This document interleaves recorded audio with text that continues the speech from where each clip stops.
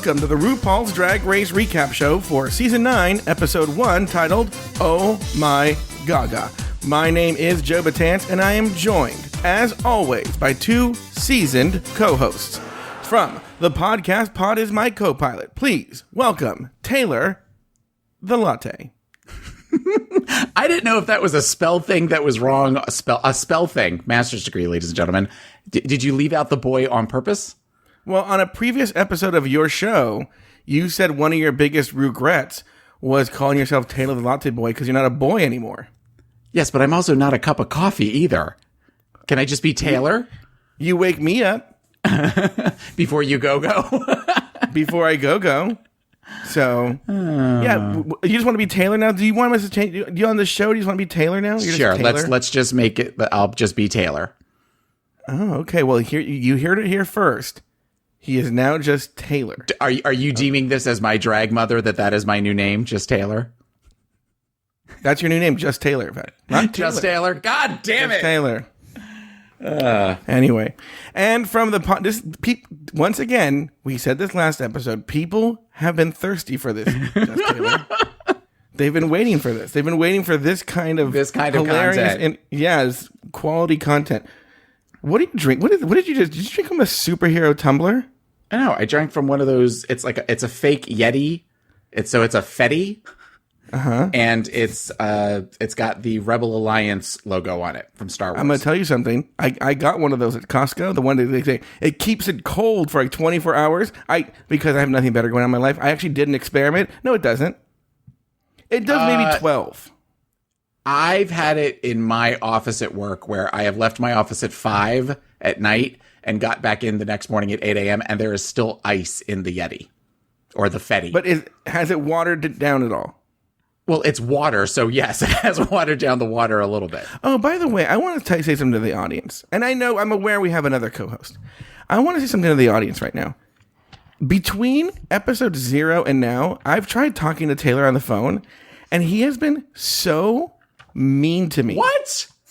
You are so short with me now. You're very, and like now when I call this, if Taylor answers, he's like, what? Bitch, that is a lie. That is such a lie. This morning I was short with you. I was short with you this morning, but that's because I had literally just sat down on the couch next to my partner, and the phone was in the other end of the house, and we heard you have a ringtone, and my partner just started laughing, and I was like, oh God, I just sat down, and then I have to get my fat ass up off the couch, and so that's why I was a little short. You should have logged that as a big blue test. Speaking of... From the podcast, Catching Up with Mike and Joe, please welcome this week's guest co-host, Mike Lawson. Hey, that was such a long intro. When I used to listen to this, I would like make fun of Daniel. I'm like, just be quiet for a minute. But now it turns out it's close to impossible to get through that intro without saying a word. Well, but what's funny though is here's the difference: is when Daniel was the second person, he couldn't help himself. But Daniel had no problem doing it to Taylor when he was the first person. Daniel and I would just have long conversations. I'm excited to join you guys on this, but I have to admit I'm a little bit nervous because I'm. Like, when it comes to RuPaul's Drag Race, I just, like, listen and watch the show and believe everything they say. I'm not, like, looking at the Reddit. I'm not, thinking about the edit. I'm not doing any of that like you guys do. So I believe everything. I think that's a valuable perspective because you don't want 3 Reddit queens on here. Sure. Just being super inside baseball. And Taylor kind of floats in the middle. When RuPaul got that call, do you remember on the runway? I thought someone was really on the other end of the phone when they did that. I was like, who is it? Let me tell you, I was at a bar watching the show this week, and we'll talk about this in the show today, but when they said, and someone's coming back, everyone in the bar was like, who is it? Who is it? I'm like, they don't know?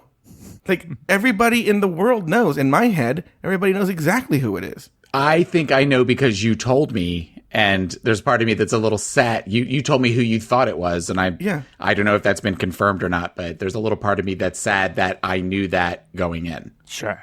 Taylor, we played a clip of her talking on the show.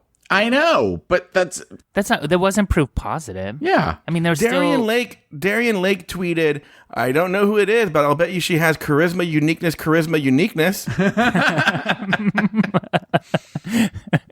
That's funny. So Darien Lake's pretty funny. Thank you.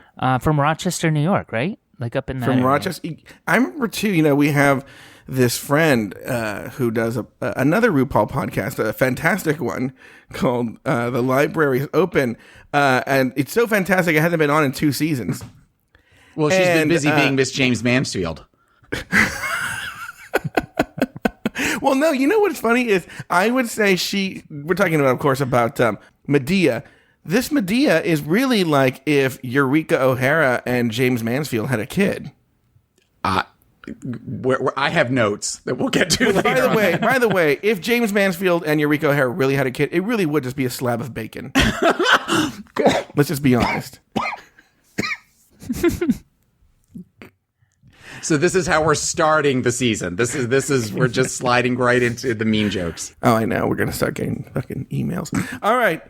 I say that on my other show we never get any emails. This one we actually do get angry emails. All right. It's a new season, and RuPaul introduces us to a new gallery of queens. This week, the queens can't keep a poker face when Lady Gaga surprises them in the workroom. On the main stage, the queens represent their hometowns, and for their second look, show off their best Gaga. Nina Bonina Brown is crowned Miss Charisma, Uniqueness, Nerve, and Talent, but wait, there's more. Just as the episode is ending, RuPaul drops a bombshell. A former contestant is returning to the competition. Ladies, name 2 things you enjoyed about the episode and 1 thing you didn't. Let's start with our guest co-host, Mike Lawson. Yeah. I think one thing that I like is all of the contestants. Like, there's nobody that I dislike. I know I've heard this podcast before, so I know that that's not going to be consistent across the board, but I feel like everyone is like good enough to be there. There's nobody that I look at and I think that they're out of place. I think there's one I would kind of disagree with you about that, but other than that, you're right. Okay, we'll get there because I'm curious who I genuinely don't know who you're talking about, and I also just rhymed love with James Mansfield. Oh, I disagree with you, but we'll get there. I also just love Lady Gaga, and not in a gay way. Like she's like, I don't know, an icon, but also just her and RuPaul both have this kind of like calming, positive energy that I like get something out of, and so I enjoyed both of that. And if I had to think of something I hated, I kind of hated like the structure of this episode. I just was interesting. Bored. The pageant thing was kind of just boring. I don't know. I like the Lady Gaga looks and all of that, but the pageant part of it just was, I don't know, boring to me. Like what I'm curious too, like Taylor, if you had to do, I don't know, Palm Beach, Florida drag, like represent your hometown, like what would you choose? That is really challenging. And I started thinking of what I would do, and I couldn't come up with anything. Orange County, California, Joe. What? I'd be an orange. What? Just a big orange. No, I wouldn't even be trying to be an orange. I'd be like, Joe. Oh, look, Joe's an orange. Like, oh no, I'm just. Yeah. Anyway, Taylor, what were your thoughts? I agree and disagree with Mike on a couple of things. I think that the 2 of the things that I liked was I liked the introduction of the queens. It helped me to kind of get a better idea of who I think I like versus who I didn't. We talked a little bit on the Meet the Queens episode about how ones that I watched I watched all the Meet the Queens the first time and liked some, and watched it a second time and changed my mind. Some of them I kind of changed my mind back. So I like that some of them are still pretty fluid in my head as far as what I'm still trying to figure out what to do with them, as far as ones that I'm rooting for, that kind of thing. And I also it's funny that Mike picked up on this too. There was something about Lady Gaga being there that you could tell this was not I have an album coming out, so this would be a good promotional thing. She seemed truly invested and supportive and looked like she was having a better time than any of the rest of them. Yeah. The fact that when all of them came out in the Gaga looks, that she seemed to have a little story or a little vignette about every single look was a nice. At one point, she was beaming, and that was nice to really watch. I think she like gets the art of drag because of what she does versus like LaToya Jackson comes out and like understands maybe fashion or pop music or something, but like, do they understand what drag is? And I don't know. Yeah. You know, I think Gaga really gets that. Plus, she looked fucking amazing when she was on Judge's panel. I loved that look with the glasses and the suit with the low cut suit and everything. But we'll probably get to that a little bit later on. Is that why you're wearing that now? Yes, that's why I'm wearing my low cut, my V-neck suit, and my hair slicked back. I'm wearing the red lace thing covering my face right now. That's why I'm wearing that. I'm in the one from American Horror Story. You're in the anyway. suit. I'm actually wearing the dress that Aja wore, but it fits me completely full. It's actually a little tight on me, so that's why I'm sitting with my arms straight out like this. Your makeup's better for sure. Thank you. Yeah, we're gonna get to that later. The one thing that I did not necessarily like about the episode, and this kind of goes back to what Mike was saying, and I agreed with, is there seemed to be a tension with all of the contestants where it was all like almost like they're all, I don't know how to describe it, but it's one of these where they're all saying, well, we all kind of have to be nice to each other, but you could kind of tell that they all didn't necessarily want to be nice to each other, but nobody wanted to necessarily be the first one to throw out the bitchy comments, even though somebody did start throwing out bitchy comments almost immediately, which we'll get to that. But there was just something about it that I'm not sure. I'm still trying to figure out what to do with them, which I understand that that's something that I liked, but that's also something that I don't like at this point. Sure. Thank you. So basically, Taylor gave us no answer. Pretty much. I canceled out Lady Gaga. I liked Lady Gaga on the episode. He both liked and hated everything. You know what? I'm coming back at you now, Queen, because you've been so mean to me the past 6 weeks. You know it. I know it. The American people know it. And I don't know what was the impetus behind that? Why did you stop being in love with Joe Batance? Why do I hate America so much? Is that what you're asking? Everyone hits that mark around 1 year, Joe. Like, Well, I don't know. Jordan Darling hit it after 2 hours. We get that point now where your picture comes up on the phone and I go, Yeah. hey, What's the picture you have of me, by the way? a picture of you and I in Vegas. Oh, interesting. I didn't know. You and I in have no Vegas, picture but of in you. order for me to blow it up, it's kind of like 3/4 of both of our faces. Because in order to Well, get why do you have to be in the picture? You know what you look like. anytime I have pictures of anybody, I have me and the person in the picture. I always do that. That's himself. strange. I do. I love himself. myself. I do. All the photos I have of people on my phone are just the person. Like Mike Lawson is just a picture of Mike. Well, because you don't like yourself. That's why. No, you know what? That's probably not far from them. I don't want to see my fat face.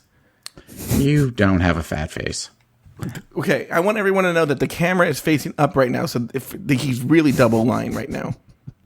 Right now, I look like a Jabba the Hutt candle halfway melted. I snorted. I'm sorry. All right, let's move on. So the way we're going to structure this show, everybody, is we're going to because the show didn't really, as Mike pointed out, and as has been pointed on Reddit, on Reddit they're calling this episode 0. That the real episode starts next week, and that this was sort of an extended Meet the Queens episode, essentially, where you get to meet the queens. They show some looks. Lady Gaga's there, but there wasn't because there were no stakes. There was no elimination. There was no lip sync. Rue wasn't even in drag. Which do you guys have thoughts on that? Because it's not in the script. Do you guys have thoughts on Rue not being in drag? I wrote it down as something that I wanted to bring up. Like, I don't hate it though. I watched it with Steve, my boyfriend, and he had he didn't like it. He actually said very specifically that he's intimidated by Rue as a man, but if he saw Rue in drag in public, he would approach and talk, but probably not as a man because it's like more of the celebrity not doing. That's like his real life. I don't know. That makes sense. But he's been dressed as a man more and more. I've seen both in real life, and I find Rue the monster, which is what she calls that character, way more intimidating than RuPaul Charles the man. Really? Yeah. Taylor, where do you fall on this? Yeah. I miss the looks. I always miss when she comes out. That's always something that she's going to give us a look that is in some ways provocative and controversial that we could talk about. And I guess this was sort of her way of doing that this time. True. We're talking about it. Yeah. I guess my thought is, I guess it was her way, being it was supposed to be a pageant and it was supposed to be all the focus was supposed to be on the new contestants. It was her way, I guess, of not having the spotlight, shine on her a little bit more, even though she was wearing that lemon yellow green thing, which I love colors like that. So I would look ridiculous in something like that. So God bless her for being able to pull that off. But I hope that's not going to become the norm for the season. And I don't think it is from little clips that I've seen. No. But she's going back to RuPaul, yeah. Yeah, but it was for this one, given everything that was going on, I guess it makes sense that she was trying to be like a Steve Harvey or a who was the guy that used to do Miss America? Dick Clark. No, you're talking about the guy from Family Feud, Richard Dawson. Did Richard Dawson used to do Miss America? I made that up. Oh, no, there was a guy that did it for years and years and years. And then eventually he became like senile. And at one point they had where he came out and he like was rambling and a co-host had to come out and get him. And that was sort of the last time you ever, Burt Parks. Was that his name? Do you have an assistant who just fed you that? How did that just come to your head? I asked me what I had for breakfast this morning. I can't tell you that, but I remember Burt Parks used to host the Miss America pageant. What did you have for breakfast this morning? I had McDonald's. I had to think about it for a second. I had McDonald's. And what'd you get at McDonald's? I had a steak, egg, and cheese bagel and a hash brown. Wait, we don't have that out here. Bagel, I think, is a regional like or not test market, but like only in different specific markets. I gotta go. I think the three of us should start a McDonald's food review podcast. I would. Oh, yes, I would totally do that. And then someone should start a podcast about our funerals. We could all start by taking our blood sugar at the beginning of the episode, and then an hour later, after we've eaten, taking it again, and we can do high-low bets work with people. Absolutely, I'm down. Taylor, that's a good idea. My sugars aren't. My sugars will be up, but I'm down for doing it. We'll call it McDiabetes. Mike doesn't like that. All right, so here's like a structure. How many minutes are we in? We've still not gotten to one queen. So what we're going to do is we are going to break down each queen, kind of like a Meet the Queens episode, but talk about each look, the entrance look, the hometown look, and the Gaga look. And we're going to start actually with the first person to walk into the workroom, who was, or still is, Peppermint. Taylor the Latte Boy, her entrance look. How would Taylor, you're actually good at describing these things. How would you describe her entrance look? Rough around the edges, but having an energy that kind of allows you to overlook that. I didn't think she was as well put together as she could have been. I love the color. I love that teal color, but I did like the fact that she had the little baby hairs. I get that, but it wasn't necessarily something that really kind of popped to me. I thought it was kind of boxy, or it didn't accentuate any of the right things for me. But she is my favorite queen just from an energy standpoint. She just seems like somebody that's put together. Mike Lawson? Yeah, I agree with you. Like, her personality is what's saving her, in my opinion. Because I wouldn't call anything she did boring, but I would say, like, uninteresting maybe, or just, like, not exciting enough. But I like the personality a lot. And correct me if I'm wrong, this is the transgender queen? Yes, it is. Right? So there's a story there that I kind of want to see in here too. So give me at least a few more weeks. Yeah. I feel like she's bringing like Jackée Harry and The Wiz realness. Am I wrong? There is kind of a Jackée Harry. I can kind of see that. Mm-hmm. Okay. Let's move on to her hometown look. Taylor, describe it and tell us about it. Well, she is dressed as kind of Wonder Woman meets the Statue of Liberty with the same fabric that Alexis Mateo used in the American commercial where she would do the bam, bam. Bam! Come back, baby! I miss you, baby! It is the exact same fabric, right? Yes. When I saw it, that was the first thing that went through my head. You got an eye. There seemed to be the dueling Statue of Liberties this episode, and I thought between the two, this was my favorite of the two. I like this one more. Mike Lawson, what were your thoughts on this Statue of Liberty look? I kind of gave you all my thoughts on all three looks because it's very similar. It's just like not bad, but also not great, uninteresting. You know what? That might make it move faster. We'll just do all three next time. But this final one is the Gaga look, which David Bowie meets Lady Gaga with the earrings as is clocked.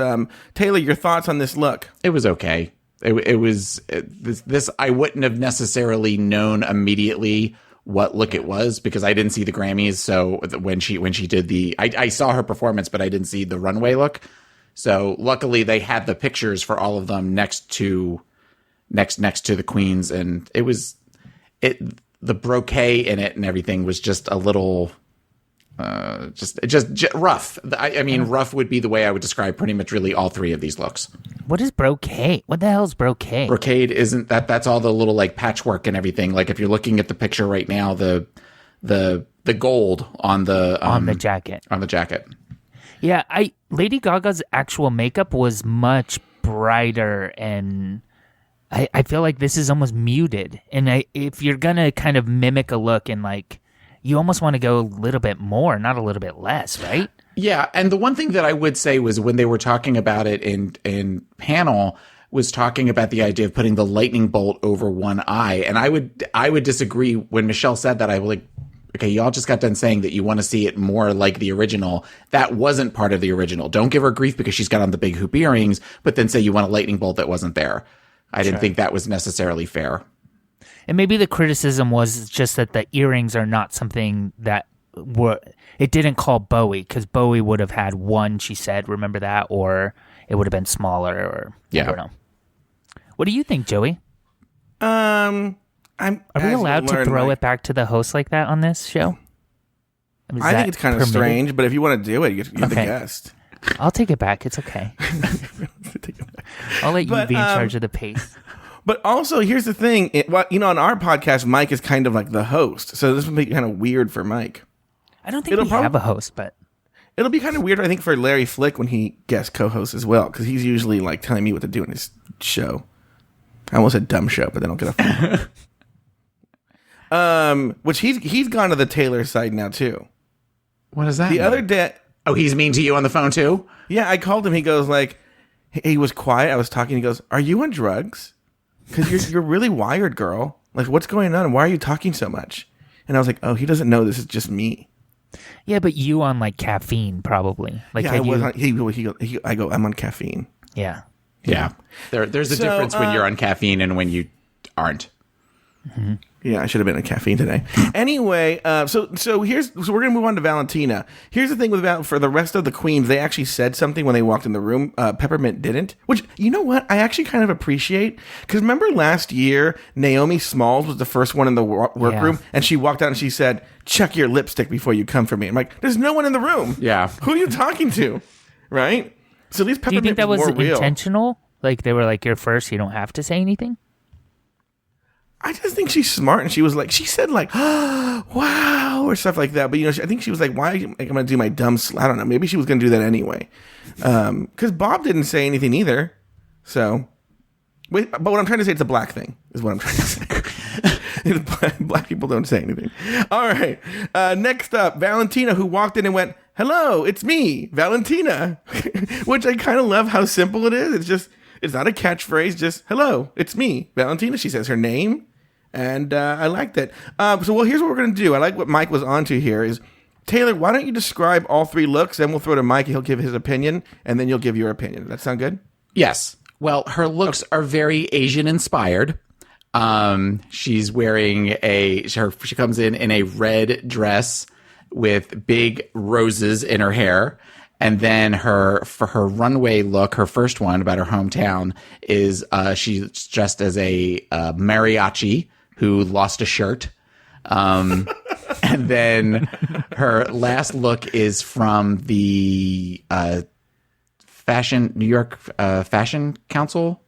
Is that, I don't remember specifically, but it's a black dress with a like an aquamarine mermaid hair type wig and sunglasses. All right. Mike Lawson, what were your thoughts on Valentina and her looks and everything about her? I don't hate her. I'm curious to see what you guys think. Less than a year in drag and already looking like pretty polished, I think, for, as much experience as she has. I'm curious to see if she could keep up with like the references that kind of are going to be thrown her way. I remember that kind of is something that made me dislike Pearl a little bit, or at least the kind of the character. I was like, keep up with it. And I think with somebody who's kind of young like this, that you run the risk of not really knowing everything that you're going to get. I think she's also really pretty as a woman and like not sexy to me as a man. And I started kind of examining, a lot of times that's the case. Like if somebody's sexy as a man, I don't find them like I struggle to find them as like a super sexy woman. I don't know. Something in my brain doesn't allow it, except for Raja. Raja's sexy as both, but that's my opinion. Okay. Can I throw it to Taylor? Am I allowed to do that, Joe? You can do whatever you want. Do you want to throw it to Taylor? Taylor, what did you think? I really didn't like her. I'm not surprised. Why would you say that? That wasn't in a shady way. Like, okay. I just knowing like what you like about Dragon Sub, I'm not surprised by that. Well, and honestly, though, on some levels, she actually fits what I like about drag in that she is very fishy. That is definitely my go-to. That's what I like. So in that regards, but there's something, and I picked her as somebody that I thought would go far in our Meet the Queens episode, but there's something off-putting about her that I can't put my finger on it yet. The stupid beret in the interviews, that immediately where, I mean, Babalu and I both went, ew, as soon as she came up on the screen. So we talked about it too. I mean, I like the idea, the mariachi outfit. I actually did kind of like it. It seems like she definitely wants to be known as a Latin queen. And because she feels like she brought it up a bunch of times this episode, that will get really old really fast if we don't do something that moves beyond just that. But but again, we'll see. I have a feeling she's going to be around for a while. I would be really surprised if she went home in the first quarter or so. So I think we're gonna get a chance to know her a little bit better. Yeah, I'm going to tell you something. I disagree with you guys very strongly. I did not like her initially on the Meet the Queens episode. I thought she was kind of weak. But actually, I thought all three looks were really strong, stronger than a lot of the other girls. I know she was clocked for that blue wig and how cheap it looked. But is there really a non-cheap way of pulling that wig off? I mean, is there like a really good version of that wig? No, that's clearly a Party City wig. But that's, if you look at the pictures from the Lady Gaga's, that's really not that big of a difference, other than it wasn't as full as her hair was when she went to the benefit. Yeah, and then also like I love the mariachi outfit. I love the call to East LA. That's one thing is we've had Adore Delano came close, but we really haven't had like a Chicana, kind of style drag queen on the show. We've had a lot of Puerto Ricans because they can work. Does that make sense? Here in this country because they're citizens. But you've never really had like a full-on real Mexican American, which is funny because I've often clocked that, some of the most popular drag queens in Drag Race history are actually Mexican American or Latinos, like Bianca Del Rio or Adore Delano. And this is one who actually wears it on her sleeve, and it's an essential part of who she is. And I actually really like it. I agree with you, Taylor. I think she's going to go very, very far. Mike, did you feel she's going to go far?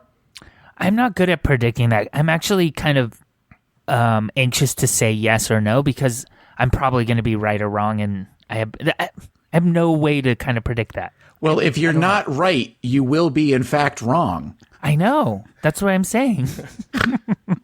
Why am I snorting? Why do I keep snorting? I'm going to say they're all going to be. I could list a few reasons. Well, speaking of, next, Eureka O'Hara. You're an asshole. She walked in the room and she said, "Give it up for the big girl serving pure catfish." Taylor the Latte Boy, why don't you tell us about her looks and then tell us what you thought about her looks? Well, it's nice to see former co-hosts of this podcast moving on to being on Drag Race. I wasn't going to go there. No, I totally would go because especially the interview with the bow tie and the hair, Babalu and I both looked at it and went, Donna Elizabeth Sugars. Get into it. Get into it. Yes. And when I say that, because she's a very tall, full-figured queen.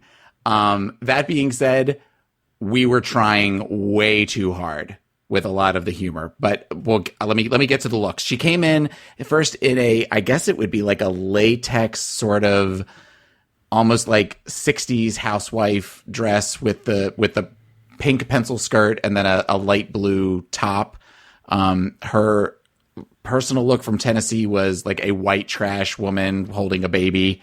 And then her Gaga look was from the telephone video with the black and white latex plastic dress, whatever you want to say. I hope they do a check with her in that she figures out that she doesn't have to try as hard as she is, because a lot of the comments when everybody came in and stuff that were falling flat, at least that's the way they seem to edit it, were things that you kind of want to like her, but you also, she could easily go into Ginger Minge territory. Sure. Okay. Mike, what do you Mike think? Lawson? See, you get a third co-host, it fucks everything up. Fucks everything up. I actually like her. She reminds me, and when she's dressed as a boy, as Matt Belisai. Do you know that kid? I think BuzzFeed. Yes. He drinks the wine. Wine about it? Videos. Yeah. He was on Larry Flick with me, and I have tea about him. Oh, I want to hear that. Yeah. We could tea later, I guess. Yeah, I want to hear the tea later. I'll do it on the show. I don't care. I think the kid is funny. I like her. I think that she's sassy, but not necessarily. She walks the line of mean, which I think a drag queen, should. I think that's kind of part of this whole scene. I agree with Taylor that she's really walking the line of trying a little too hard, and then that's gonna make every joke fall flat in my head because. I'll roll my eyes whenever she says anything. So hopefully she doesn't get too close to the line. I think that her white trash look kind of is the look that tried too hard, right? Mm-hmm. It's too many props and too much.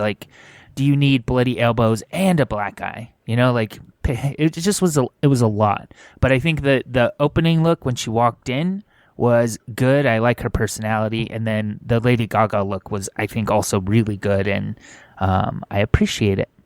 Can I say something too about the trying too hard real quick? Sure. before we hand it off to Joe?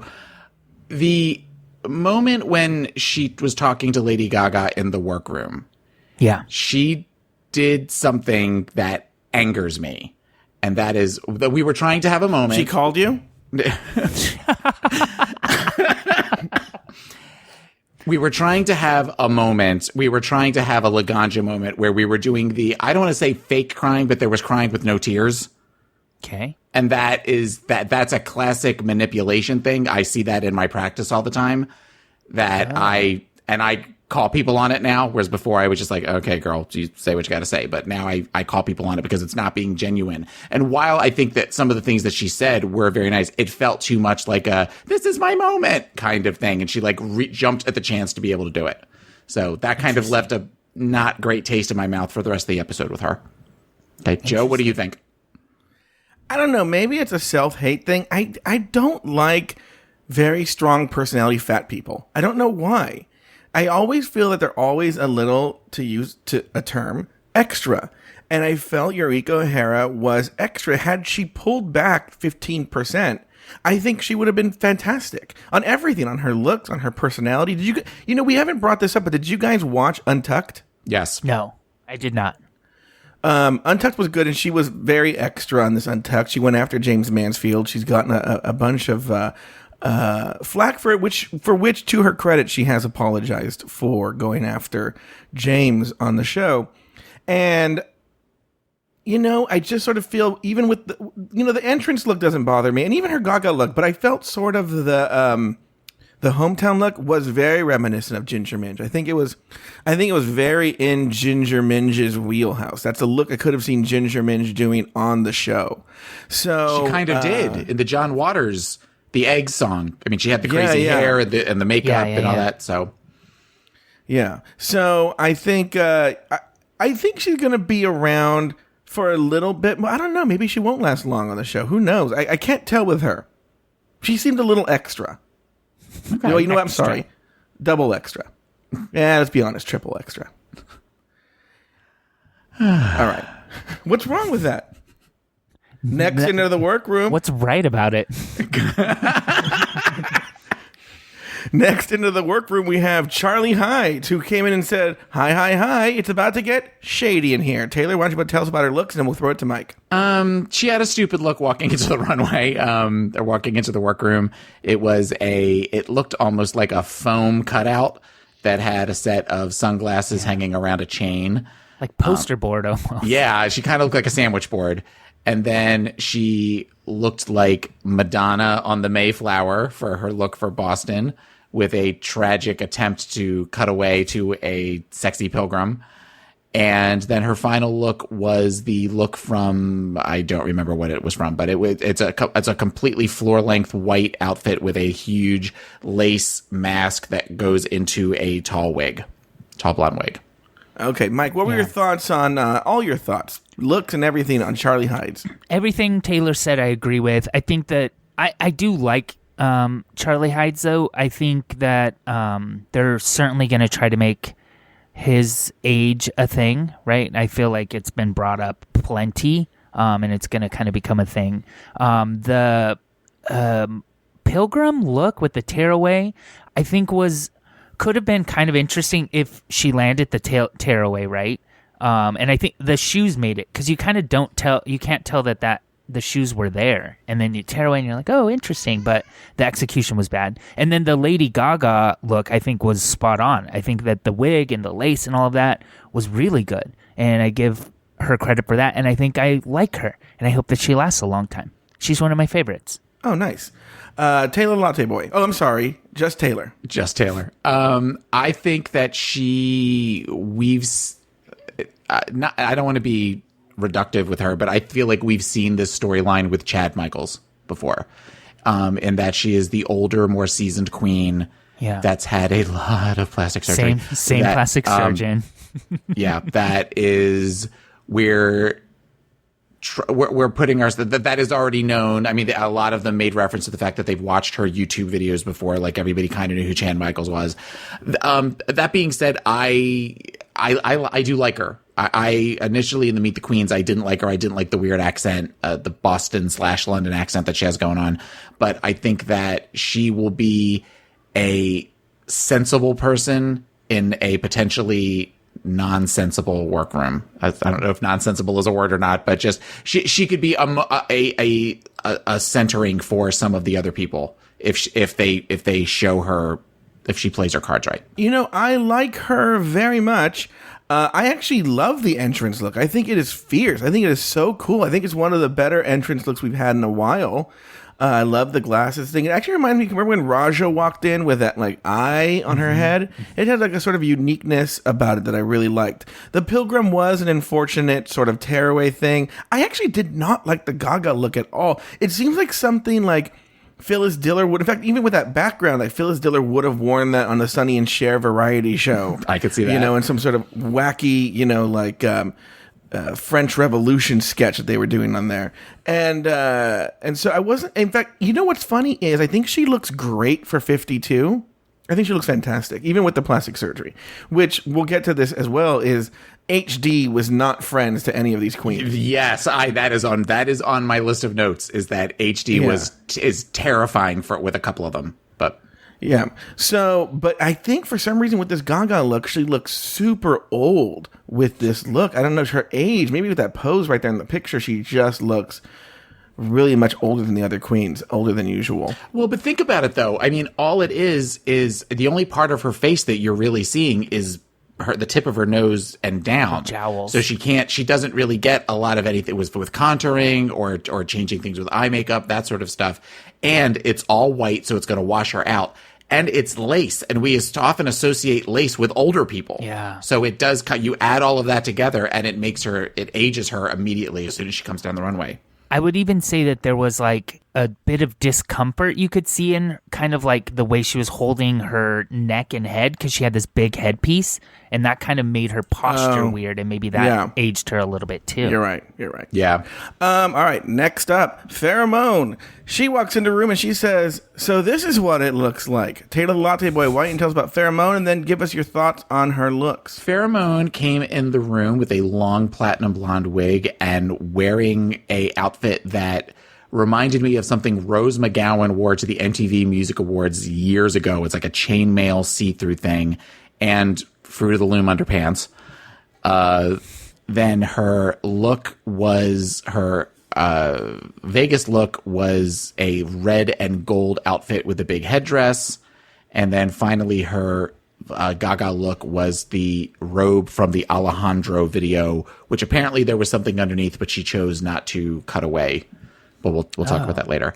Pheromone, the chainmail thing, I made the joke about the Fruit of the Loom underpants, but if those had been a nude colored underpants, I would have liked this outfit a lot more. But they were the little boy cut panties were distracting to me, and I did not like that. That being said, again, one of our taglines for the show, I liked her more this episode than I thought I was going to on her personality. But when we did the Meet the Queens, I did not like her at all. And there's something about her that I think I'm going to give her a second chance, for lack of a better word. And hopefully she doesn't fail me.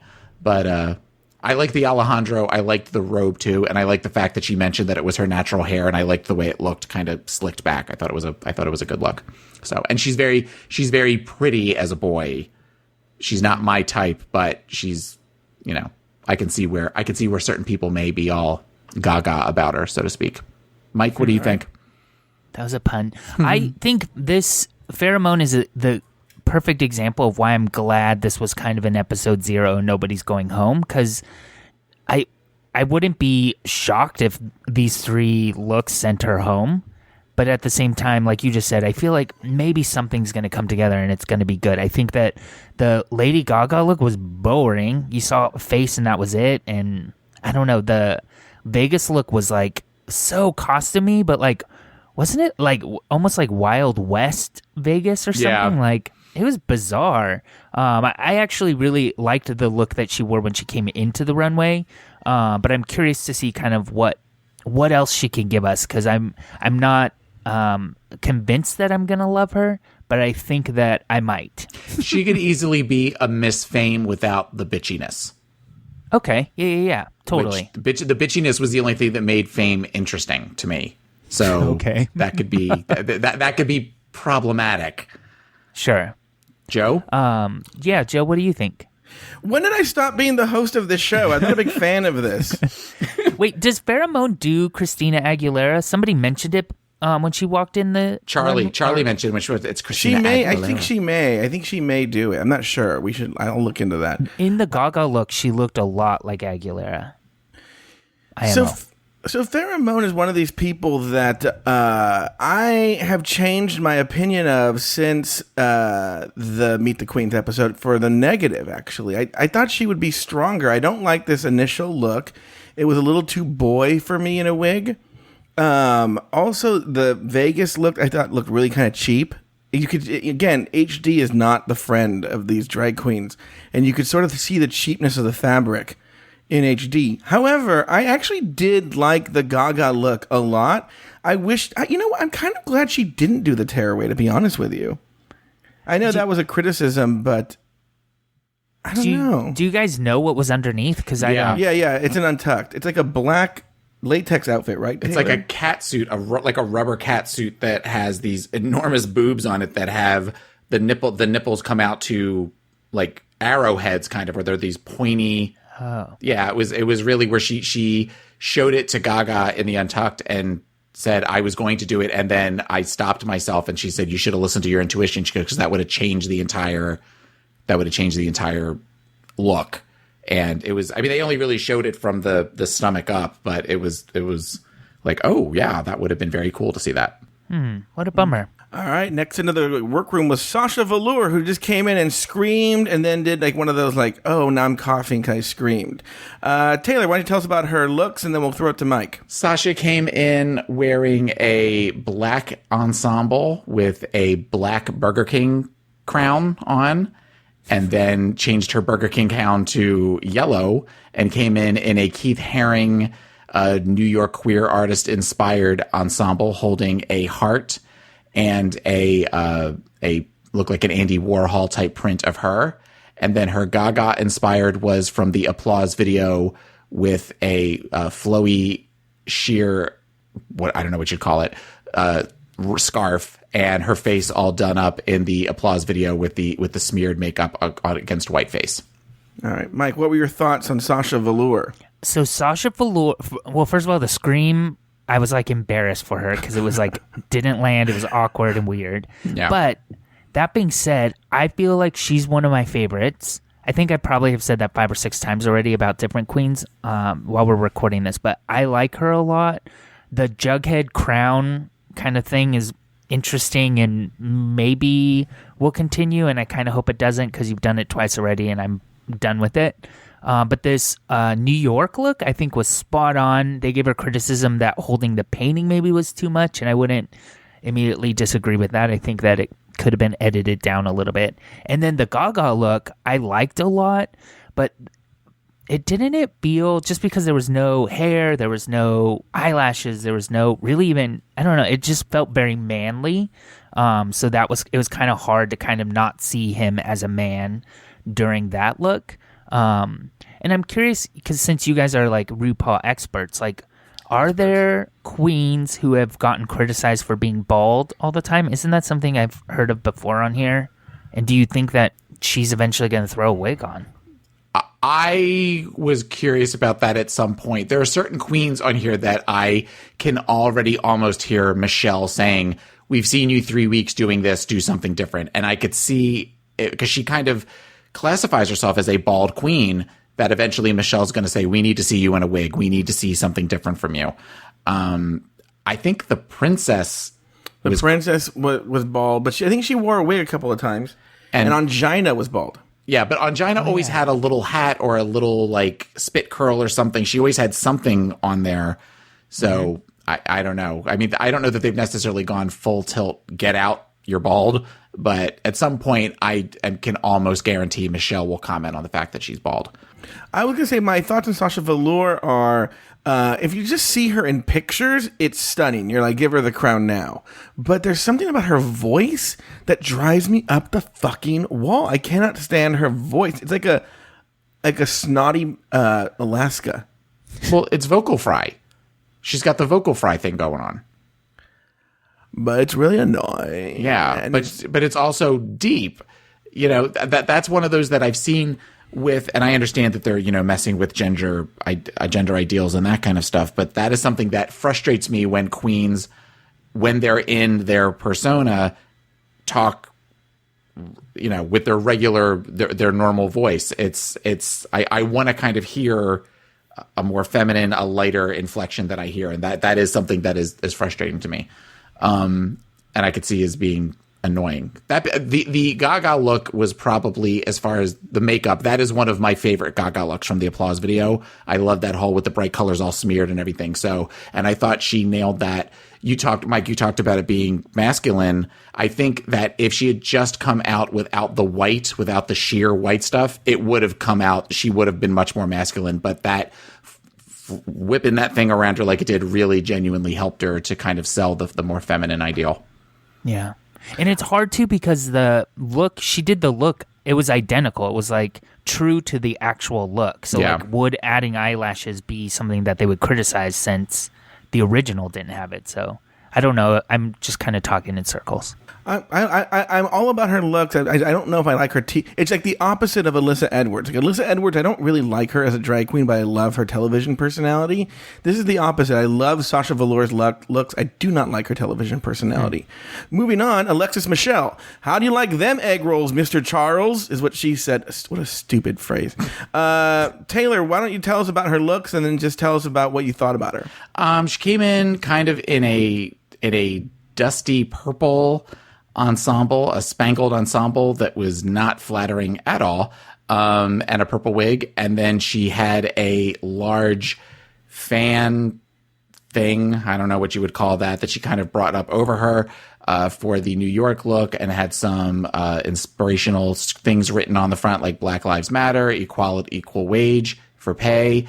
And then her Gaga look was when Gaga was at the Golden Globes and in a floor-length, beautiful replication of a Donatella Versace outfit. As far as she goes, Alexis Michelle as a boy, Ding. I have a huge crush on. She is so cute as a boy. That is definitely, she's swarthy and stocky, and I like that. So that was very, when she came on, we both kind of went, oh, hello, well, who are you? I thought the first outfit was just not flattering at all. I don't know if that midsection was on purpose or what, because I've watched videos. I've seen a couple of videos of her and pictures of her, at least lately, and she doesn't have that in other photos. So the New York look I thought was boring, and she could have done so much more with. I'm also not a big fan of the bright blue contact lenses. I think that they're distracting. Her Gaga look was, while some might consider it to be boring because it wasn't the outlandish Gaga, it was probably my favorite look of all of the Gaga looks because she looked beautiful. She looked breathtaking. Mike Lawson? I agree with all of that. I feel like she's pretty. I think she's put together. I think she's polished. I also think she's super sexy as a boy. So going back to how I said a lot of sexy boys aren't sexy females to me, this one breaks that rule. But there's something missing. Like, I like her. I think that there needs like something quirky or like an edge. Give me like a weird hat or like, I don't know, something like not necessarily like costume or blood or, a Sharon Needles, but like just something that isn't just like pretty female. I don't know. I need something more. She could potentially take herself too seriously because I know that she wants to be a Broadway. She even said, she goes, I want to perform on Broadway. That's my ultimate goal. And I could see her not wanting to go too crazy because she's afraid it'll take away from that potential, those future opportunities. Right. Joe? You know what? I think she's cute as a boy as well, but that entrance look is one of the worst looks I think has ever come in on an entrance. This is the first impression you're making. Someone on Reddit looks like she stole that belt from a leprechaun. And I could see that. And it's just an awful, awful look. It looks like something that like someone would have worn in Superman 2. Like Valerie Perrine would have worn that. Is it the one that played Lex Luthor's girlfriend, Miss Tessmacher? Miss Tessmacher? Yeah. Was she in the second one? I don't know. She was in the second one because they went in the hot air balloon up to the fortress. Now you're going to go down a rabbit hole with that. But yeah, no, she is in the second one. Yeah. The New York look, I thought, I'm a big fan of the dramatic fan that comes out, but you're right. But the outfit, that distracts from the stupidness of the outfit. And then I actually do think the Gaga look is kind of boring. I'll be honest with you. It's not my favorite look. It's not my least favorite look, but it's not my favorite look. And I'm not a fan of her drag. I'm just not. But it's not bad. It's not bad. It's mediocre. Yeah. Okay. Would you say safe? Would you say there's a safety to it? There's a safety to it, but I don't know if she even makes it to Snatch Game. Do you? At this, maybe, but I don't know. Well, at this rate, I wouldn't say so. Yeah. All right. Next up, Shea Coulee. She came in and said, "My name is Shea Coulee, and I didn't come to play. I came to slay." Taylor, why don't you go ahead and tell us about her looks, and then we'll throw it to Mike. Very bangy girl wearing, I think that's pearl on her on her dress, and then with somebody said, I love the Muppets, and these weird like aquamarine platform boots. Her hometown look was hot dog inspired, with a big hot dog on her head and hot dog almost like Princess Leia buns on her sides, and then her look, her Gaga look was if somebody shot the swan that Bjork wore to the Academy Awards. It was apparently a look from her Monster tour. Oh, you know what's so funny is we watched this today. Oh, sorry, go ahead, Mike. What do you have to say about it? I just got thrown by this look. Mike, what were your thoughts on Shea Coulee? I would give Shea Coulee the award for most potential to surprise me. Like, I feel like there's something that's gonna, be presented that I'm gonna love. I can tell. The bitch I'm from Chicago thing, that's a Mystique from Untucked. Right. Do you guys remember that? Bitch, I'm from Chicago. Yeah, it's one of the most iconic lines in Drag Race history. I know she has stuff online, and she can perform. So I feel like she's gonna surprise us. I hope so. I think the hot dog Chicago thing, she looks like Kinky Boots a little bit, but like I like it. I think she knows, what she's doing. Her Gaga was very disappointing. It was so basic and half-assed, but the rest of it kind of makes up for it, in my opinion.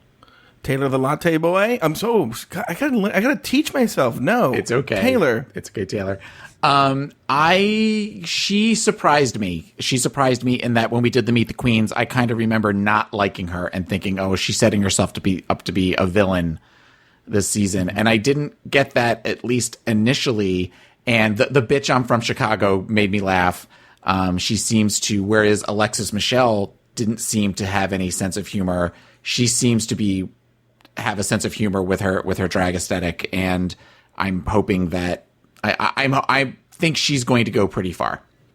It's so funny. So I have her in my top 3. I think I had her in my top 3 on the Meet the Queens episode. One of the listeners put together a fantasy league. Is that what it is? What are those leagues called, Taylor? Mm-hmm. Like a fantasy football type league. Yeah. But and so we had to choose our top 3, and she was in my top 3 for that. But she is the one of all the 3 that I kind of regret right now after this first episode. I feel she didn't come out as strongly as I thought she would come out. I'm not a huge fan of this entrance look. I think it looks a little cheap, Mm-hmm. The hot dog look I thought was disappointing, seemed a little obvious. And then the Gaga thing is, I rewatched the episode, but I think I was so focused on the split screen because she was talking about how Jim Henson had designed it. So I don't think I actually looked at Shea Coulee. I was trying to see what Jim Henson did. Mm-hmm. And you're right. When you see this picture, you can tell it's not nearly as detailed as the original look. Not even close. And I wonder almost kind of, and I'm not trying to be shady here at all, I wonder almost if it's a cultural thing. In that she's just not a Lady Gaga fan, right? I don't mean culture in terms of blackness. I'm just talking about in terms of what she consumes in terms of gay culture. Like, the same thing would be true of me. Like, if you told me, you have to make a Lady Gaga look. Like, I like Lady Gaga in terms of the songs that I have, but I wouldn't know her looks, And it seems like, you have those 2 weeks to come up with the looks that they tell you need to bring to the show, and she, whipped this together. That's what it looks like. It looks like, oh, I don't know Lady Gaga's looks. Let me whip this together. Well, I disagree.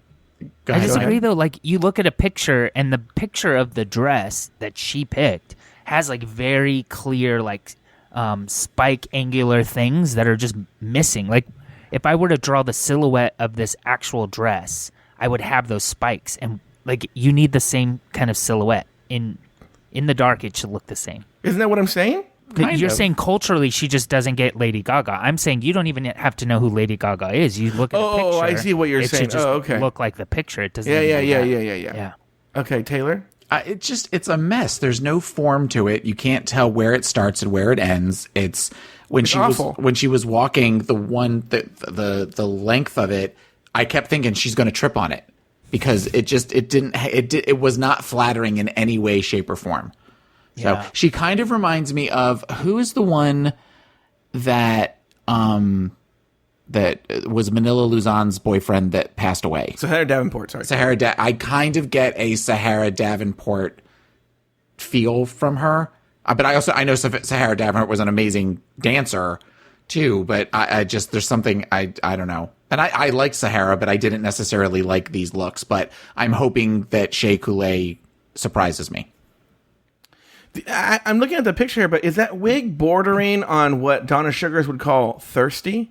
Well, it's got the weird chunks of the bright yellow versus the blonde that I did whenever Gaga had, when she went through that phase with the telephone video and stuff. I hate that because it always just looks thirsty and crusty to me. So, but it looks like she kind of tried to spray paint a wig and ran out of paint or something. It's not a good. The whole look is just a big mess. Moving on, Trinity Taylor. She walked in and she said, "Oh, I can't believe I'm going to say this phrase. The body is here, bitches." Taylor, why don't you go ahead and tell us about her looks and then tell us what you thought of her? Well, first of all, I'm changing that to that's my text message alert whenever you text me from now on. That's you saying that. She came in. I'm going to do that too. She came in a teal bob and some crazy superhero tore up outfit with her ass hanging out the back of it.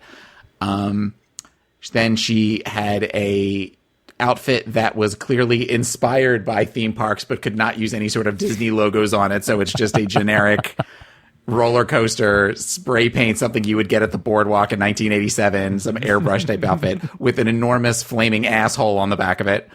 And her Gaga look was inspired by American Horror Story. I am not a fan of hers at all. She did nothing to kind of win me over to her side. Astigmatism? I have astigmatism written down. There's astigmatism attached to Pageant Queens. I think the most distracting thing about her is she clearly has fake teeth, but they're too small.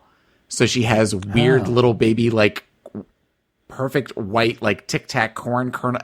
There's something about it that's when she smiles, she has this weird, like, old Italian lady fake teeth smile thing that I've seen in some of my old aunts that it's distracting. Interesting. Mike Lawson, what were your thoughts on Trinity Taylor?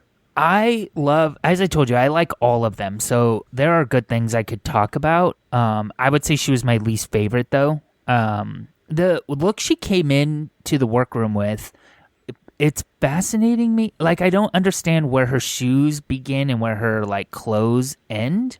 That's really, there's something interesting there. Also, to maybe devil's advocate with the astigmatism thing, as a person who does podcasting, like, I've said really stupid things, and I kind of understand if you put a camera in front of somebody and have them talk for hours, there's going to be some stupid things that you capture, and so I'll give her a little bit of credit there. But this weird theme park thing, it really does look like it should be on the side of, like, a truck, like a airbrushed on the side of somebody's, like, lowered truck that they ride around. You know what I mean? The side of a building that sells saltwater taffy at Ocean City, New Jersey. That's yes. what it looks like. That was a strangely specific I know exactly what he meant, though. Yeah. And then the bizarre butthole on the backside was also hard for me to understand. And then the Gaga horror, what is that? American Horror Story look? Meh, I don't know. You know? So I just wasn't really impressed. I wasn't in love with the character, outside of drag either. So I wouldn't be sad if this queen went home on the sooner side. But that being said, I still think that there's a lot of talent, and I wouldn't be disappointed if she was around for a while either. I still hold to my prediction that she will be either the first one to go or she will be in bottom two at the first challenge. If this is any indication to what we're going to see with her, she's not going to be around long. Joe? I don't like her at all. I think she's annoying. I don't like her look. I don't like this first entrance look. It looks horrible, right? It looks like she's trying to be like a trashy Orlando drag queen version of a theme park character doing Ursula from Little Mermaid. This horrible, I told you, I like the big drama, like, flag thing. That's a horrible, like, what is that? You're right. I can't top the saltwater taffy store in Jersey reference. I feel like Taylor's been to that store. I have. I feel like he's naming a specific store. And this American Horror Story, it was interesting that she chose that look. But you know what? You know what kills it for me? It's the dress is right, the glove is right, the look is right, the wig, everything. It's the shitty way she applied the fake blood. Like, it looks fake and too much. Ugh, it looked like a horrible, like, Halloween costume. I don't like her. I haven't watched that season yet, so I mean, I know the twist for it, but I was sort of like, oh. There's a twist? Well, I mean, I know what the horror story is about. You didn't necessarily know going into the season what it was going to be about, unlike some of the other ones where they talk about Coven or, Asylum, that kind of stuff. Other than it took place in a hotel. That was the only thing I know. But this doesn't make me want to watch that season. Let me put it that way. Have you watched other seasons? Yeah, I've watched Coven and Freak Show. I'm trying to buzz through this because we've been recording for a very long time and we still have to get through these. I'm trying to, sorry everyone listening, but there's not as many, jokey asides. I'm like, oh, we gotta go into Kamo. That's what I hate about these, first episode parts. Hi, Mike. Is that you have to get through so many of these, drag queens and their looks. And that's all. Cause that's what the whole show was these looks. I like it better when it's like an acting challenge or like a dumb challenge. You can just buzz right through them. Anyway, Kimora Black. Is it me or is it hot in here? Taylor, why don't you tell us about her, and then we'll throw it to Mike. She's gross. That's all you need to say. She came in I guess like a sheer fishnet catsuit, holding a purple fur, and then she wore another fishnet catsuit for her Vegas look with a big headdress. Excuse me. What the hell? I don't know what the hell What is that noise? And do you have a troll living inside you that was trying to escape? And then she had on another catsuit with leather and a little cap for her Gaga look. Who's supposed to go next? Mike, what do you think about Kimora Black? I didn't hate her from the Meet the Queens video. In fact, the Meet the Queens video made me want to see so much more of her, and I was so excited. And then I got let down this episode. I feel like the Gaga look it was black and tight, and that's kind of where the similarities ended. I didn't think it was like a literal translation of it. The Vegas look was boring. Mm-hmm. When she walked into the workroom, the look was okay, but I think that there's something, and maybe this is kind of like social media ruining some of this. Like, she is exciting to look at, but then when you like talk to her, I'm not feeling the same energy I felt when I saw a photo. I felt that way about Kimchi for sure. Mm-hmm. And then there is also just like a energy that's similar to Pearl, which Pearl disappointed me because she like the energy was low, but then also like self-awareness wasn't there. And I hope that Kimora has more kind of self-awareness and will be able to kind of use her character for good instead of allowing it to eat her alive. So I hope that she'll be around for a little bit. She's one of my favorites.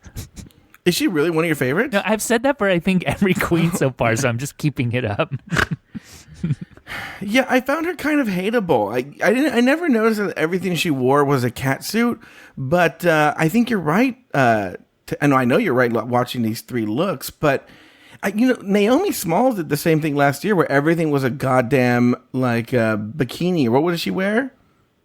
It was always the same look last year with Naomi Smalls. And I wonder if she's going to be the same thing where they just rely on that body. But again, I didn't hate Naomi Smalls.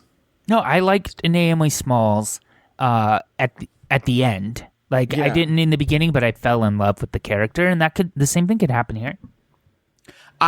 Speaking of relying on that body, and she's not the only one, quote unquote, guilty of this, but I don't get the weird, ridiculous padded hips. Mm-hmm. I get that you're trying to get the female shape, but it's almost like where they go to this Barbie doll type dimensions, and there's somebody else coming up that has a similar look that it takes me away from the illusion, and it's like I don't get it. The mouse face didn't do it for you. Well, we're gonna get to her in a minute, but I mean, just that whole it's weird. I guess that's the new thing that we're seeing, and I don't like it at all. It's a trend. It's a trend that we're seeing on the show that I don't care for. You also, Taylor, we've talked. You don't like the bearded queens. That's kind of a look that happens places because it doesn't click in your brain. You've told me that. Yeah. So I wonder if this looks unnatural, so it is hard for you to kind of. Yeah, I want the illusion. I grew up at a time that when you would see drag queens or female impersonators on TV, they were always trying to be a celebrity, but there was always where you could kind of tell they were a guy, but you couldn't tell they were a guy, and that's what I like. That's what I'm drawn to. So this is. While as a woman, she's another one that HD does not do her any. She's got not great skin, and it does not do her any favors. Sure, but that has nothing to do with the other thing. But as far as the illusion of the figure and everything, I don't like this. I don't like it, and I won't stand for it. Joe. Okay, I think I gave my thoughts on her. Okay. Let's move on to James Mansfield, where she had a puppet come in and she said, "Hi, shapeshifters." That voice was annoying. And again, we're running really long, but I could do a whole show on my hatred of James Mansfield. Why don't you tell us about her looks, Taylor, and then tell us about what you think of James Mansfield. Well, James Mansfield came in as a boy in a pink dress, and then her hometown look was a boy in a cow dress, and her Gaga look was a boy in a purple dress. Wow, mean. I do not like her at all. I don't. I know that everybody hopes that she's going to be, the Miss Congeniality or whatever like that. I don't. Of all of the queens that are there and people that are put together, there is something about the wig and the way she does her makeup and all that kind of stuff that I just don't. I don't like her. I don't. Wow. And I know that if you watch Untucked, I know a couple of the queens kind of come for her. That's not what I'm talking about, because she does look terrified through the entire episode and through Untucked as well. But she doesn't belong there. As far as I'm concerned, she doesn't really belong there. If she surprises me, that would be amazing. But at this point, I think that's not going to happen. She's a little too quirky. Do you guys get Untucked? Like, do you use cable? Is that how you guys watch TV? It's on YouTube. It's on YouTube. Oh, it's on YouTube. Okay. I'm gonna check it out. So I know this is an unpopular opinion. It's an unpopular opinion in my house. It's an unpopular opinion with my boyfriend Steve. I think James Mansfield is my favorite from this episode. I think the sense of humor is funny. Okay, the Betty Rubble cow look, it didn't land, but I like what she's doing. I love the kind of drop dead gorgeous character that she plays. I think she's funny, and I hope that she's able to kind of show us what she's got before it's too late, because I feel like she hasn't delivered it yet, but I see it and I'm excited for it. You'll like Untucked. If you really feel that way about you will let me put this way. You will appreciate Untucked, especially a conversation she has with Lady Gaga. Good. Great. So this is very interesting because there is a large contingent of people who just cannot stand James Mansfield. But what's funny is there's also an equally passionate but smaller community of people who just get it and like James Mansfield. I happen to be in the larger contingent. She annoys the hell out of me, but Mike's not alone. There are a lot of people who totally get it and say, like, let her show her stuff. She has a fully realized character, and you're not being fair. And so I'll give Mike the benefit of the doubt on that, but the character that I'm seeing so far seems very uncomfortable, very awkward. Now, I'll concede that the show is, you can tell on, I don't think it was fair what they did to her on the entrance, is because, you can tell all the drag queens are told, come out there, if you have a line, say your line, and then pose for, we don't know how long, but an unspecified amount of time so they can capture your stance. Right. And they all do it, and then they just cut appropriately, so it doesn't look like they just stood there for a long time. But on this one, on the edit, you can tell that they held on her for a really long time. She just looked more awkward because she's just literally standing there and doesn't know what to do. So it makes it. I think she got an unfair edit on that entrance look. But I think what they were emphasizing was something that we already know, which she's just a very awkward person. She's trying to bring a weird personality to the show. And I don't know, I think she's trying to be like a Trixie Mattel type, but I don't know if it's clicking. I don't know if it's hitting the mark. I don't know. I don't like it. I'll tell you that. It's almost like if Trixie Mattel and Tammy Brown had a child. Like, that's kind of that. And I get people. I understand why people would want to support her and want to rally around her, especially some of those people that maybe feel like her awkwardness represents them. I don't know that this is the correct forum for that. I feel like it's a choice. It was a choice. She has this character, and if she had committed to it in 3 looks in the whole episode, it would have been stronger and maybe more people would like it. I feel like the second look didn't commit to the character at all, and so it just feels like inconsistent and weird and awkward, and the edit, like you said, only helped kind of that narrative. So I hope she's around for a long time. All right, next up, Nina Bonina Brown. She came in and rapped. I'm not going to try and do it, but she said, my name is Nina Bonina Banana Fofana Osama Bin Laden Brown. Boom, boom, boom. Taylor, why don't you tell us about her, and then we'll throw it to Mike. She came in kind of dressed like a Mickey Mouse drag queen with some ears and had her face all done up in mouse paint. And then she turned into a thing I will have nightmares about as a big peach head. And then for her Gaga look, she had on the red lace dress or outfit that Gaga wore to the VMAs a couple years ago. All right, Mike, what were your thoughts on Nina Bonina Brown? Marry me. I love it. I love everything about it. I think she has what she needs to win already. I've seen it already in these 3 looks. I think the hip thing that Taylor brought up with the mouse look is, to me, very interesting and bizarre and weird. And if I'm going to believe she's a mouse, why can't I believe that she's got, these crazy big hips?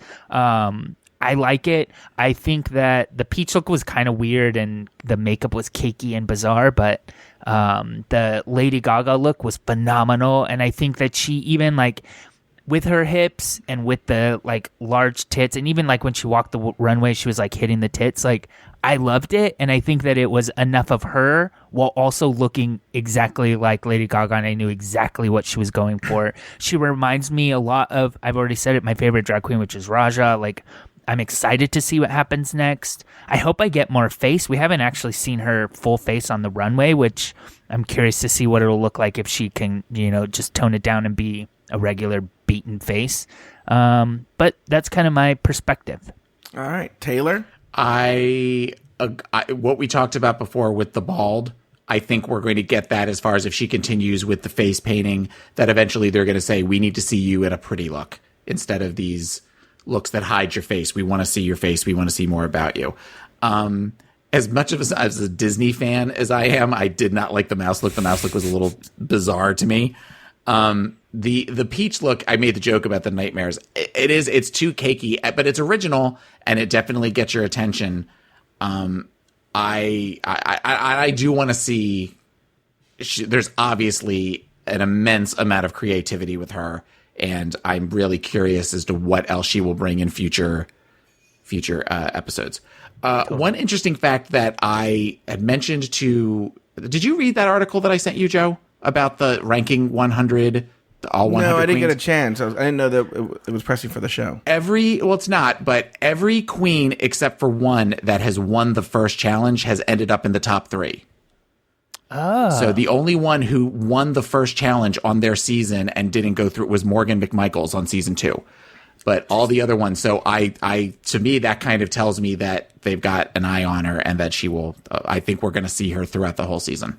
So let me tell you this. It's funny that you say that. So first, let me give you my opinion. I am nuts about her. I think she is, to me right now at this stage, the strongest contender on the show. I love the entrance look. I love the big hips. I love the mouse look. I'm ape shit over the peaches. I love the Gaga look. That was my favorite look. I mean, I just love every single bit of what she presented on this first episode. Very strong performance. When we were having to choose the top 3 for this fantasy league that we're doing, Taylor, I was torn between. It kept going back and forth. I knew I wanted Valentina. I knew I wanted Sasha Velour, but that third spot I was wavering between Nina Bonina Brown and Shea Coulee. And the reason I went with Shea Coulee was Nina Bonina Brown, since being announced on the show till now, has been such a gigantic media presence. She's all over. She's getting in fights with people. She's on Instagram commenting on everything. And to me, that's not the behavior of someone who's in the top 3. Okay. Does that make sense? Yeah. That's the behavior of someone who didn't make it to the top 3 and is trying to make their mark. Bitter. And she may have an Acid Betty kind of edit or cut where you think she's going to be super strong and then 4 or 5 episodes in she's cut. Yeah. Because if you're top 3, you're keeping your mouth fucking shut, even just for fear of you might fuck it up. Yeah. And she's gotten herself in a number of controversies since the announcement. And so that to me is not top 3 behavior. She may make it very far, and I would love it if her looks continue this way. She should be top 3, but who knows what happens. Anything else on Nina Bonina Brown? No. Moving on to the last queen. Thank you, Aja. And she came in and she said, "Your edges are officially snatched." Aja came in a trash bag inspired ensemble with the big platform heels. Her hometown look was the other Statue of Liberty look. We talked about peppermints earlier. And then her final look was the dress. I forget who made the dress, but it is almost two flat pieces of fabric that are sewed together to where it makes her look much larger. And it almost looks like it's made out of like a wool or a wool felt type thing. As far as my feelings on Aja, I know I didn't like her in the Meet the Queens. She did nothing really to help me where I really kind of like her now. She is definitely another one that HD is not her friend. She's my God, rough looking as a boy and a girl. Just really, I know that they talk about that. Apparently somebody said that she's the shit in Brooklyn right now as far as everybody Sasha really likes said her. that. Yeah, and I've heard and watched a couple of short videos of her lip syncing. Apparently, she is an amazing lip sync artist. So for that, I'm interested to see what she does. But she did nothing to really try to win me over this. Nothing that really won me over this episode. Before I throw it at Mike, I'm going to say I don't know if this is legally possible, but Aja should sue HD. I'm not even joking. Okay, Mike. She has something that money can't buy, and it takes a long time to gain, and she's young and she already has it, and that's confidence. Like, she thinks that she's really great, and I think that that's going to take her farther than maybe the skill that she has. And I think her face is like an Adore Delano, almost like, I don't get it, but people get it. There are people that get that. Adore Delano is like one of the most famous drag queens they've got, right? But I don't get the kind of makeup and look, but people do. So maybe this is going to go far. I did notice the gauges in the ears is something that I'm going to keep an eye on. I don't know if you guys noticed it, but I'm always curious to see, like, what if she needs to look like she doesn't have, 4-inch holes in her ears? What is she going to do? That's a good point. point. Does she take those out or cover them up? I guess hair kind of helps her out, but I'm curious there. The Gaga look was interesting and fun. I've never seen that dress before. So the side by side, I mean, it is a good kind of mimic of that original look, but whatever. I don't hate her, but certainly not my favorite. On her first entrance look, I'm fine with it, but I feel like we've seen that before, that look, and I'm just like very whatever about it. I hated the Statue of Liberty look, and I hate the Gaga look. And those pictures the screenshots that we have, the second one of the Statue of Liberty, the screenshot makes it look like you asked her like a really hard question, and then the third one looks like she's just seen a ghost, and the ghost is her. So those jokes are for Taylor and I. There's other people listening, right? No, to me, this show is just you and Taylor. Okay. Any other thoughts on Aja? Nausea. Okay, let's. You're right. That's very good. I'm nauseated. Yeah, right. I'm nausea. I have nausea just looking at her. Yeah. Let's talk about Lady Gaga now. She's obviously the driving force behind this show. This week, Drag Race welcomes its most epic guest judge ever, Lady Gaga. Not only did she enter the workroom as one of the drag queens, she introduced the main challenge and served as one of the judges. On Untucked, she went backstage to deliver thoughtful critiques. Mike Lawson, what were your thoughts on Lady Gaga as a special guest judge this episode?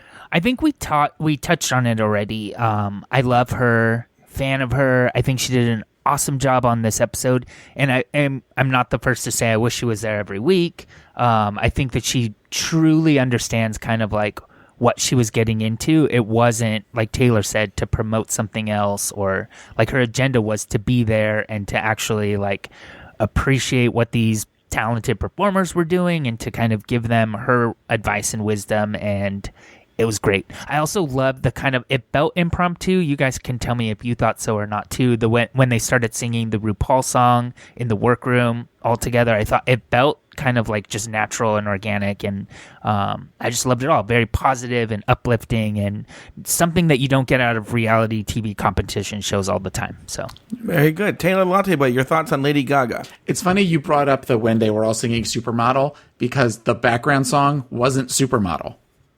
Did you notice that? It wasn't. It was one of these where I'm like, why are they playing CoverGirl? That doesn't. But I guess maybe they don't have the rights to Supermodel. I don't know. Yeah. But yeah, this was as far as them moving over to a new network, this was definitely a way to kind of explode as far as promotion and to say, look, we have Lady Gaga on the show. Mm-hmm. I know they're not going to be able to keep up with that every week, obviously, but it definitely was a way to get a lot of new people to check it out. And she seemed... Wait, real quick. You don't think Lisa Kudrow next week is going to be... I'm just kidding. Yeah, no, it's no. But I really enjoyed her on the show. She's somebody that I enjoy her music. I enjoy what she does for the LGBT community. She seems like somebody, I've heard her interviewed like on Howard Stern and stuff, and she seems like somebody, for as crazy as the persona is, somebody who in many ways is very down to earth. And I enjoyed just watching everything going on around her. Very good. Going into this, I wasn't the biggest Lady Gaga fan. I like the hits. I don't know any other songs besides the hits. I've seen her. She doesn't bother me. I'm fine with her. It's not I'm not a big Lady Gaga fan. But I'm going to tell you, after watching the episode, Larry Flick watched the East Coast feed and he was like, girl, you are going to love Lady Gaga after this episode. I was fine with her, but I'll tell you where I did fall in love with her. I thought she was so great on Untucked. Yes. And I feel they should do something like that every single episode. Either Michelle should go back there or Carson or even Ross Matthews. God forbid RuPaul go back there, And you know what? You might say, like, well, they're busy. They're doing things. Did you notice? Did you listen to RuPaul's podcast, What's the Tea, Taylor? No. Mike? I do. So they had a Lady Gaga episode where I always love their podcasting shenanigans where, so on the Lady Gaga episode, they clearly recorded the big first chunk at another time. It's an hour-long episode. Yeah, and then they go, oh, look who's here. And then Lady Gaga comes in and says she's late, but you can tell they recorded the podcast she said, I just saw the girls, I went there. And so you can tell the Untucked her visit wasn't supposed to be that long. Mm-hmm. She was supposed to go do the podcast while the girls were doing Untucked and whatnot. And they were going to record that podcast while they had Lady Gaga there, And so Gaga stayed longer than probably she's wanted, or that they scheduled her for an Untucked to give those critiques. I thought that was really, really awesome. And I thought that was great. And I think they should do that every week because the critiques she gave it was literally the definition of constructive criticism. Yes. It was, here's how you can be better. Here are notes. Work on this. And I think that would be amazing on the show if they had someone do that. And it was said, and it was everything that was said. She didn't really have anything necessarily negative to say about anybody. And you could see her, even with the ones that there was criticism when she was on the panel, she was trying to say it in a way that was kind. That, we don't necessarily always get that, especially with, Michelle or some of the other ones that they have on, that there just was a genuine kindness and affection she had for these 13 strangers who she'd only really met the day before or whatever, but she wanted to encourage and to show appreciation and gratitude for everything that they had done to show their appreciation for everything she does. It was a nice, Mike, we really suggest that for all of our listeners, really go and find the Untucked episode on YouTube. Yeah. It's only like 25 minutes or something. And it's a very nice way to end the experience of this episode. Okay, moving on. As the episode draws to a close, RuPaul interrupts the festivities to drop a major plot twist. A former contestant is joining the competition. Just as she approaches the stage, the faces of the drag queens crack, and the episode ends. Taylor the Latte Boy. Taylor, any thoughts on this plot twist? I like the fact that they're bringing somebody back. I know they did that with Shangela back in season 3. So the fact that they've gone this long without bringing somebody, it makes it feel fresh again. I know who everybody seems to think it is. I don't know who else it could be. I don't know who else I would necessarily want to see come back, but I'll be curious how everybody takes it next episode. Mike Lawson? So I've heard the rumors that it's Cuckoo. And I listened to this podcast called RuPaul's Drag Race Recap, where they even played the NPR clip to kind of as proof that it might be Cuckoo. And I wouldn't be disappointed if it it was cuckoo. I wouldn't mind seeing her have another go. But according to Steve, who is not a RuPaul person, we believe everything we see on TV. He's certain it's an African American queen because it was like a darker neck. But I think it was just the lighting and all of that. I don't know. Didn't it look like a darker person than Cuckoo, though? Darker skin? I don't know. I've heard this thing about the neck, and I just rewatched it. I didn't notice anything weird about the skin color. I wonder if it was a lighting thing. Well, it wasn't Jasmine Masters because RuPaul didn't have sugar cubes in her hand. So, wow. I don't even get that. And she looks like a horse. She looks like a horse. Oh. Taylor going in on Jasmine Masters. Taylor's here, and he's Taylor Latte Boy, and he has something to say. Ladies, any final thoughts on the episode? Mike, you're the guest co-host today. Do you have any final thoughts? Any points we didn't touch on? Anything you want to, get in there that we didn't cover? Anything? Squeeze it in now. Let's talk about it now. My energy and my excitement about this season is less than it was last season, which is sad because I, really appreciate and enjoy the show. I'm certainly going to watch it all, and I hope that I start to, fall in love with some of them and get more invested. It's not there yet, but I do feel that this was episode 0, like you were saying before. Give me a real competition episode where we kind of get to pull more out of them, and I hope it'll come together. And I can't wait to hear what y'all say on RuPaul's Drag Race in the future episodes. Oh, that's very nice. Taylor the Latte Boy, any final thoughts? I agree wholeheartedly that I am worried that... I remember season 8, the beginning of season 8, us being like, yes, this validates us sitting through season 7. And I kind of get a season 7 vibe from this first episode, which concerns me. I think that the worst thing, and I didn't think of this until Mike said it, the worst thing that RuPaul did was tell them nobody was going home. Because I think that a couple of them would have fought for it a little bit harder had they thought that, there was a possibility that they would go home. They would have upped their game. And I think that's why this episode was a little bit of a snoozer. But yeah, that's interesting. I'm in for the season. Hope so. This podcast would suck if you weren't. Yeah. Going back to season 7, I think I actually think season 7, when you look at it, had a very, very, very strong group of drag queens. The problem with season 7 was the quality of the challenges was really, really low. And I think that's where they failed. Because I think the actual quality of the drag queens was really good. So better than most seasons. But let's move on. We have an email here from Jamar84. But before we read this email, we have changed our email address. You can still email the old one for a little while longer, but if you want to email the show now, which we encourage your emails, bring the emails on. You can email us at dragracerecap@gmail.com. That's dragracerecap@gmail.com. But let's go to this email from Jamar84. Good evening, ladies.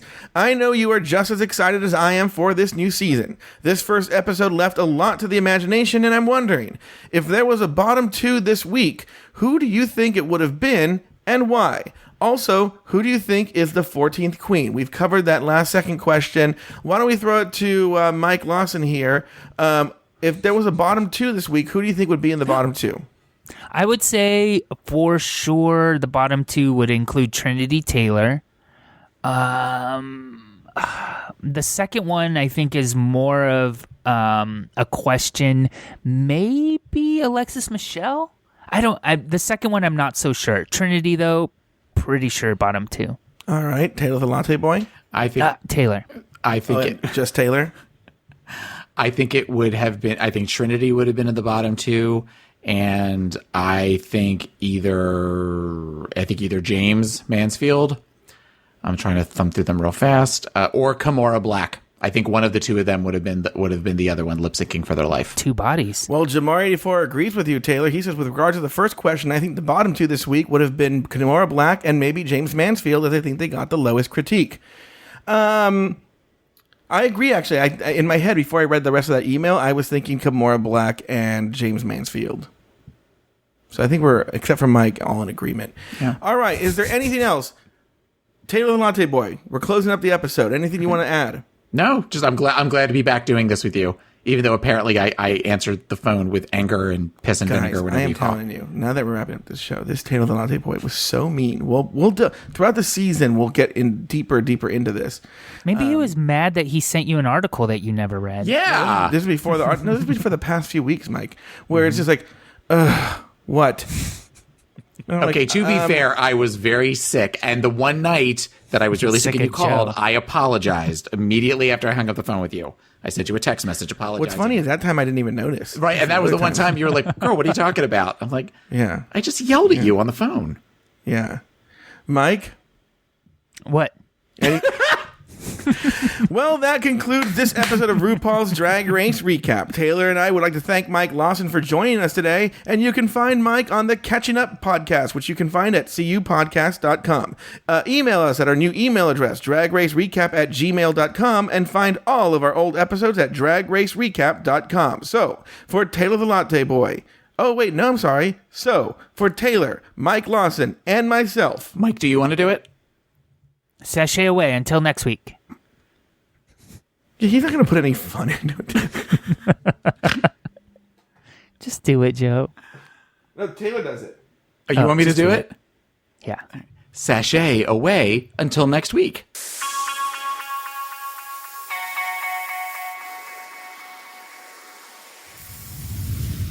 Want to know what Taylor the Latte Boy is up to at all times? He has his own podcast called Pod Is My Co-Pilot, available on iTunes and at podismycopilot.com. You can follow him on Twitter at PIMCTaylor and also on Instagram at PIMCTaylor. I have another podcast called Catching Up. It's available on iTunes and at cupodcast.com. You can also catch me recapping RuPaul's Drag Race on One-on-One with Larry Flick on Sirius XM Radio every Friday at 3 p.m. Eastern, noon Pacific on Entertainment Weekly Radio, Channel 105. Need to see what I'm eating? Follow me on Twitter at Joe Batance. That's Joe as in boy, ETANCE, and on Instagram at Joe Batance.